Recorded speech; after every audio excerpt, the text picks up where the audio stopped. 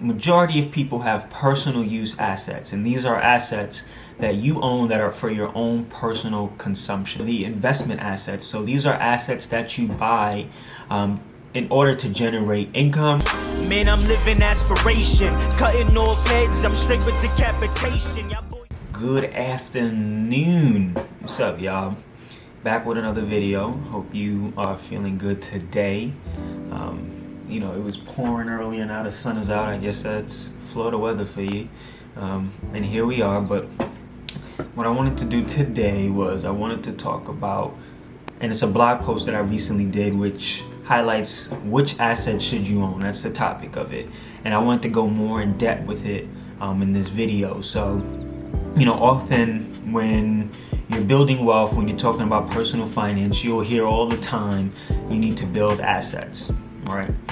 Now, that is a good suggestion, but you also have to understand what type of assets should you be owning to build this wealth that you're trying to build, right? Because there's difference in assets. Not all assets are created equally, and there's two fundamentally different type of assets, and they're different purposes.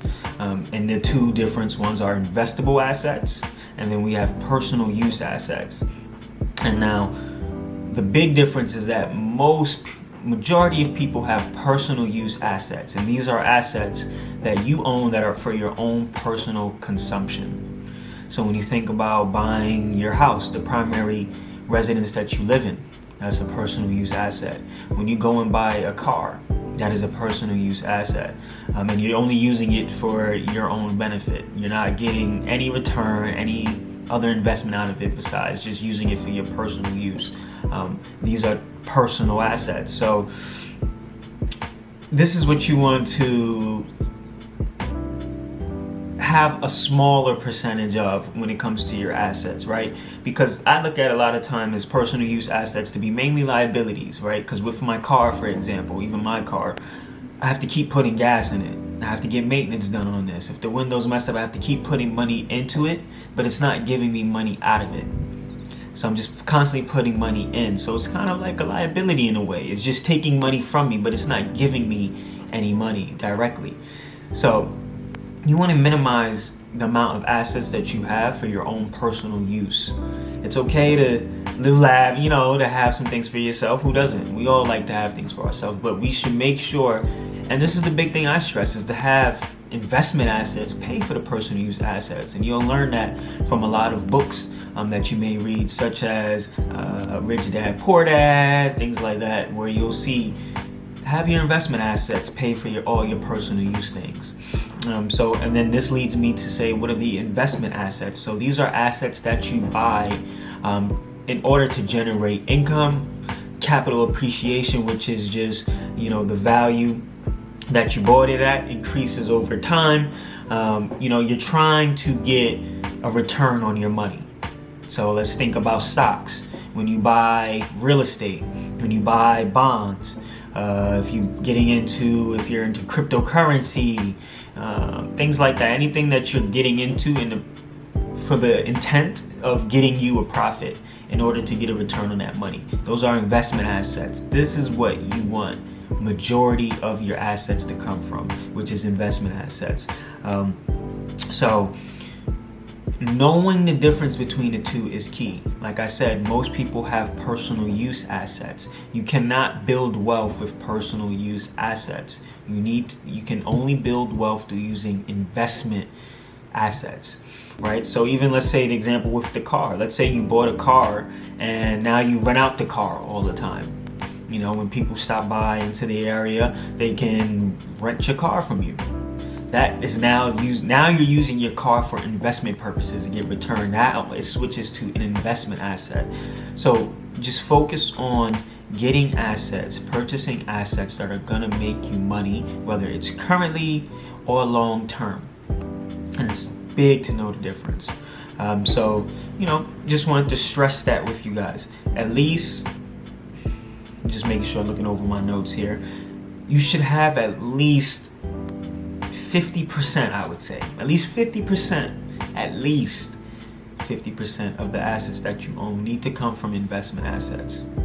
At least. I'm not, you should have more, but the bare minimum should be at least 50%. And it's fairly, you have to save up money to get to be able to purchase investment assets, whether you're saving some money to buy shares of stock, whether you're saving money so that you can do that down payment for the house for investment purposes, right? For real estate, whether you're buying bonds or getting into crypto.